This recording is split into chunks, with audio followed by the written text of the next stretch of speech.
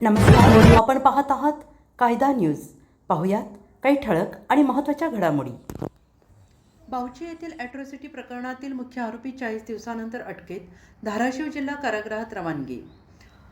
परांडा तालुक्यातील बावची येथील बहुचर्चित ॲट्रॉसिटी दलित अत्याचार प्रतिबंधक कायदा प्रकरणातील फरार आरोपी रामचंद्र विक्रम थिटे याला तब्बल 40 दिवसानंतर पोलिसांनी मुद्देमालासह अटक केली आहे.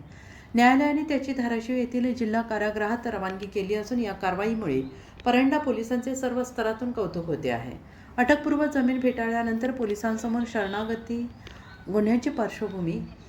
26 मार्च रोजी दुधी शिवारातील शेतकरी उमेश भास्कर सोनवणे यांच्या शेतातील पाईपलाईन, बोअरवेल, सिंचन साहित्याची आरोपींनी तोडफोड केली.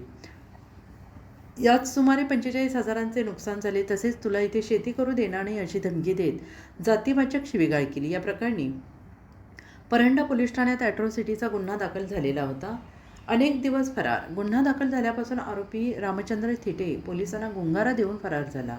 न्यायालयाने फेटाळला जामीन. अटकेपासून वाचण्यासाठी आरोपीने सुरुवातीला जिल्हा सत्र न्यायालय आणि त्यानंतर उच्च न्यायालयाच्या छत्रपती संभाजीनगर खंडपीठात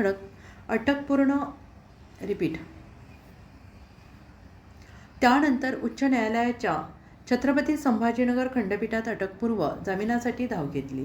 मात्र न्यायालयाने त्याचा जामीन अर्ज फेटाळून लावला. 40 दिवसानंतर अटक. अखेर कोणताच मार्ग न उरल्याने आरोपी थिटे 40 दिवसानंतर गुन्ह्यातील मुद्देमालासह पोलिसांसमोर हजर झाला आहे. पोलिसांनी त्याला अटक करून न्यायालयात हजर केलं असता त्याची धाराशिव जिल्हा कारागृहात रवानगी करण्यात आली. पोलीस प्रशासनाचे सर्व स्तरातून कौतुक होत आहे. प्रकरणातील फिर्यादी उमेश सोनवणे यांनी आरोपीला तत्काळ अटक करण्याची जोरदार मागणी केली होती. त्यानुसार वरिष्ठ अधिकाऱ्यांच्या मार्गदर्शनाखाली पोलिसांनी सखोल तपास करून आरोपीला जेरबंद केले आणि या कारवाईत पोलीस उपअधीक्षक चोरमले, पोलीस निरीक्षक आसाराम चोरमले, सहाय्यक पोलीस निरीक्षक शिरसट, बीट अंमलदार विश्वास शिंदे, राहुल गायकवाड आणि अडसूळ यांनी परिश्रम घेतले. पोलीस प्रशासनाने केलेल्या या धाडसी कारवाईचे सर्व स्तरातून कौतुक केलं जात आहे.